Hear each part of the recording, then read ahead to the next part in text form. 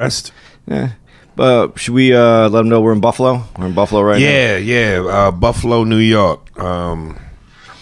We're at it's getting to that temperature. It's dick shrinking time. It's starting. So you didn't even go out and have any wings. And I have yet to have Buffalo's wings. Well, maybe after this we'll go over to that Bada Bing place. It was actually good. Shit. It's too late for you. It's 3:00, man, and I still got gyms in me. Yeah, I still feel that a little bit. Thank God I put an S on the end of that. I still got gyms in me. I fucked up, man. I still got gym in me. Your homophobia runs deep. When you even think it, when you reverse, when you flesh that out backwards. Hey, man. Still got gym in me. A Jim's sandwich. Hey, and when you look at the youth and you go, is that what my son's up to? I'm glad so far I don't think so, but I'm glad my son ain't got the sugar toes. Dude, okay, so, but what if your son was gay? I ain't say nothing about being gay. I just said sweet feet. Okay. Watching the sweet feet is, oh, goodness gracious. You got a cool son, dude. Take either one. But I told you on this podcast, I got robbed by two black dudes at gunpoint, and I told you I drove around my neighborhood after that happened, and every time I'd see two black dudes together, I'd be, was that them? Because visually, I can see two black dudes. Yeah, that's where this is where logic and it goes away, because we are so visual as a society that when we see something, we have to. The round peg goes in the round hole, and that's how the placement. Listen, I never told anybody this, but one time I got raped by two white women, and every time I see two white women, I go, God, please, is that them? Please, is that them? Please be them.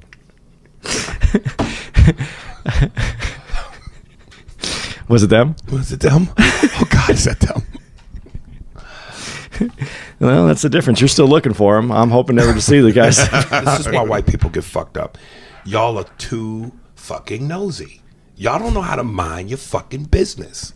I didn't say that I wouldn't let him in. I'm telling you why white people get fucked Okay. up. That's why y'all get fucked up by wild animals. That's why y'all get fucked up when you go hiking on canyons by yourselves. You get fucked up in the woods because you guys are naturally nosy. You what's in the dark? What's in that bush? Who's there? You know, what's over that cliff? Like everything is not meant to be explored. Okay. And you got to know when to step the fuck away. Friday night. Second show, remember? Yeah. The white lady? Yeah. The drunk white lady? The drunk white lady. You know. She didn't think she was a white lady, by the way. Well, they never do. You know, I told you at the end of your set, I thought she was offended at your ADD jokes.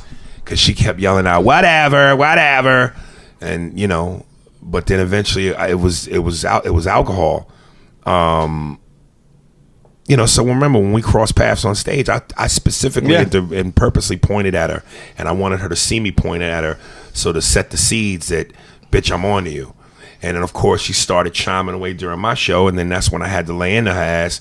And then this, for those of you listening, this bitch gets up and starts twerking her ass in defiance. And I said, bitch, stop shaking what ass you don't have. Your ass is as flat as notebook paper. And I wanted to tell her, like, bitch, your pussy smell like, I bet your pussy tastes like Flint, Michigan water. And as the black security dude was escorting her out, you know, it got confrontational between them to the point where she went, don't touch me. And when he had to physically grab her and fucking escort this bitch out, and she almost wanted to fight him. And again, this comes from, you know, white people, particularly white women, have this because they've been so protected and put on this pedestal since slavery of being these perfect goddesses that can't ever be threatened. You know, it's like, bitch, you can be touched. You know, you're not above the laws and the rules and the regulations of the club. If no one, because you are a woman, wants to put their hands on you, but if you are disrupting the show and you refuse to leave, that's the definition of thrown the fuck out. Carried out. But, black men, as I say, we hold on to our sexuality heavy. So this joke I do about prostate exam, because I really did have a prostate exam recently. And long story short, the end of the joke is basically how, because I felt uncomfortable about it, I had to make the doctor feel uncomfortable about it. So I acted like I was into it. But then he out-awkward my awkwardness, and he got into it. And so instead of having one finger in my ass, he had 2 fingers. And that's tough enough for black dudes to laugh at. And I could feel the tension in the room with black men trying to laugh at that. You're not going to get these black dudes to envision a fist in your ass and they die laughing. It's just a hard sell. No, because I think you would even lose the women on that. No, because women are more freaky about shit. Yeah. Like, that's why women can go dance with each other on the dance floor and grind on each other. And let's be honest, I'm trying to get away from the racial thing, but black women don't do that. Women can go to a strip club, and I've seen black women do this, and, throw dollars at strippers and be female. You ain't gonna catch no dude at Mickey's throwing dollars at Thunderdick. We don't do that. It's just the man code. So that's why, again, and as I say in the joke later to address the elephant in the room, listen, white guys play gay games with each other all the time. White guy, you see it all over the internet. White guys fucking be hanging out and one white dude punch another dude in the balls just because, dude, Trevor Sleep, put your balls on his nose and take a picture. Niggas don't play them games. So in trying to want to sell that in the effort to make it funnier, I just went, man, the doctor, I know you like that shit, nigga, and that's a fist too. It made me laugh at the idea of fist. But I'm just going, these niggas ain't buying that. If we were alone in a room, just me and you,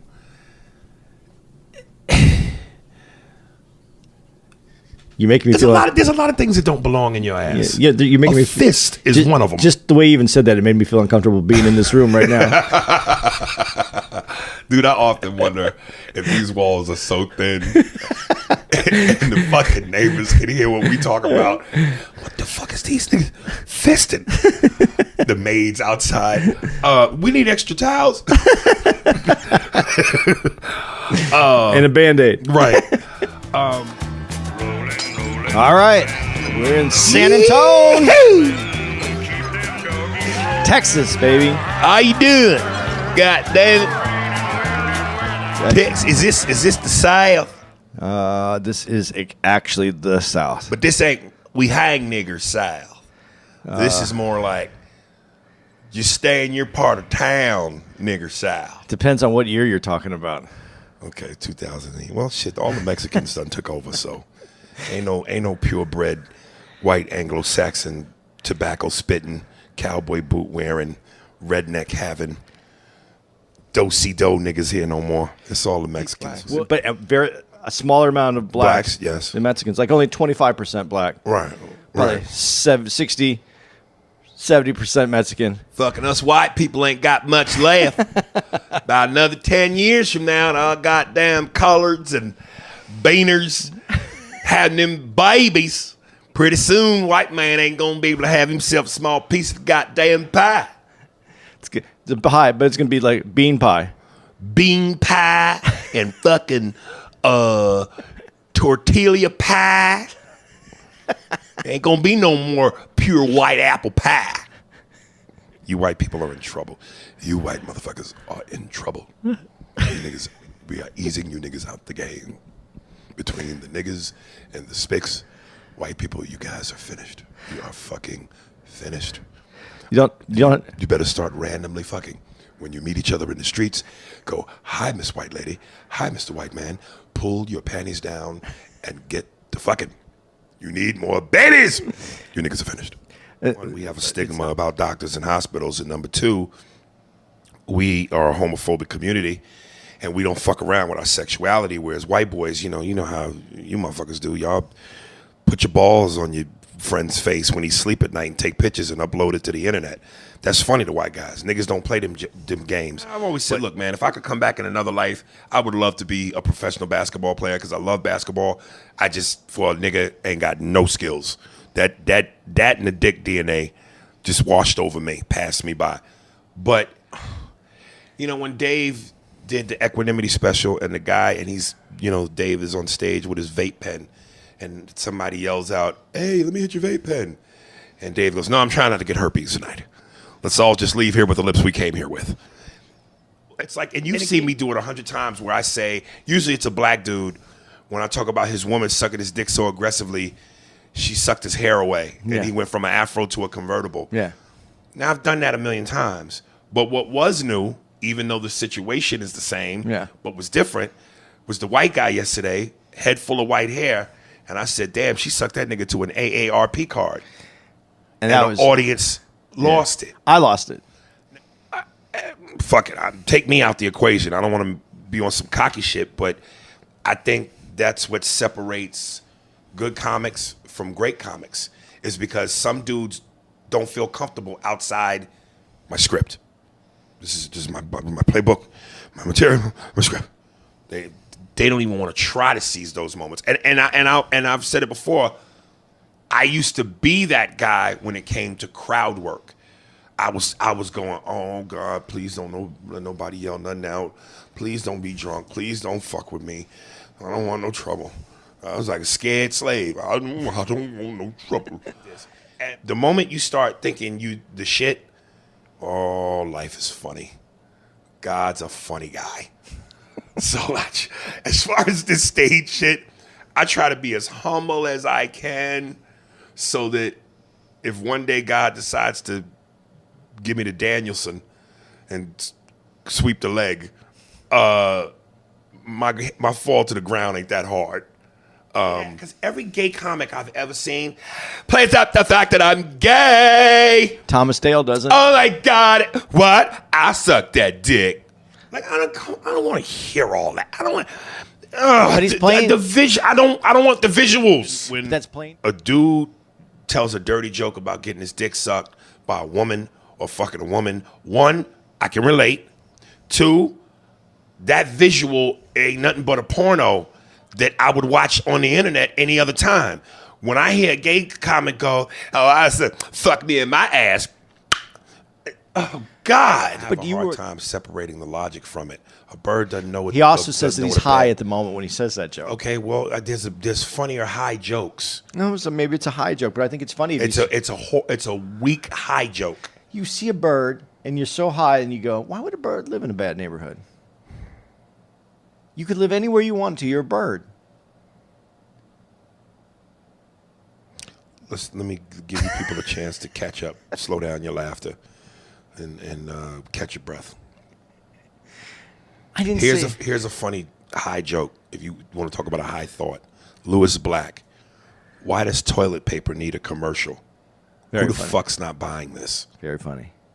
Come on, man. It's about France. Because we've worked some clubs, pussy ass nickel, where eating corn out of bitch booty hole is exactly what them niggas need. Yeah. Atlanta. Yeah. Fucking the uptown. Them slow country motherfuckers, half-wit motherfuckers, they not equipped You talk too fast. Yeah, they not equipped to handle a story about France because half them motherfuckers probably don't even know what France is. They ain't never left Atlanta. They that slow slave life. Why are you talking about France? I've never even been out of Atlanta. Pussy ass nickel. How much that CD was? What they is?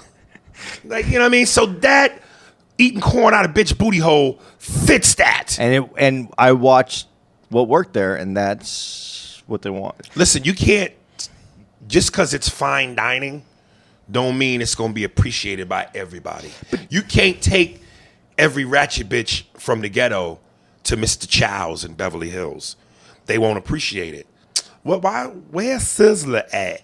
But you know what? They really like, did. Bitch, don't you know this is a Roof Chris steak? You don't hear the sizzle off that bitch? Touch the plate with your finger and burn yourself. You don't smell the butter off that motherfucker?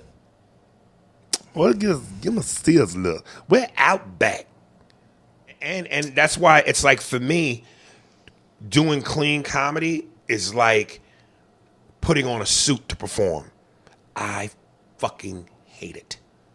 I can do it. I've done it. When I was opening up for Keith Sweat in Vegas for about a month, I think my agent lied to me, because my agent's gay and he is so about fashion, and he always tells me, Aries, you have to stop going on stage with your Timberland boots and your New York hat, and you got to put on a suit.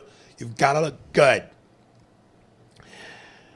And it was just like, look, if this was obviously an award ceremony, TV, yeah, I get it. But I'm just like, nobody, this is not televised. And I'm only on stage. And maybe if it was even, I'm opening up for 20 minutes. 5 minutes. It was the easiest money I ever made in a month for that kind of work. 5 minutes, and I got to fucking every night put on this goddamn suit. And I'm going to tell you something. I think I had a panic attack, because I think in the first week, I'm telling you, man, I was getting the shakes. I was getting the shakes. I couldn't remember my jokes. My hands were sweaty. I just didn't feel comfortable. I'm like, I'm Michael Jordan wearing a Wizards uniform when I belong in black and red. You know what I mean? I just, and finally I couldn't take it anymore. And I towards the last week, I asked the lady who was in charge of kind of the show. My agent told me that y'all specifically said y'all wanted me to wear a suit. Do I have to? Because I feel more. And before I could finish, she goes, we never said that. Honey, dress how you want. Oh my God, nigga. I felt like the new Superman had returned. If you ever saw Superman 3 with Richard Pryor, when Clark Kent destroys the bad Superman and he turns back into the good my suit, my jeans and my boots, like if that was my Superman, everything was crisp. The blues were bluer, the reds were redder. My boots was shiny. I felt like myself. I can't dress up for stand up, man. Guys who wear suits, I don't know how they do it. I feel locked. I feel like I got a chain around me. Robert Schimmel, he had a funny joke because his son was dying of cancer, and the Make-A-Wish people said, what's your son's dying wish? And Robert goes, my son's dying wish is to see his dad get his dick sucked by Dolly Parton. And the Make-A-Wish people said, well, we were envisioning something more like Disneyland or Knott's Berry Farm. He said, I don't give a fuck. She can suck my dick there too. Funny fucking comic. And his kid's laughing the whole time. His kid's laughing. But here's what's crazy. His son dies of cancer.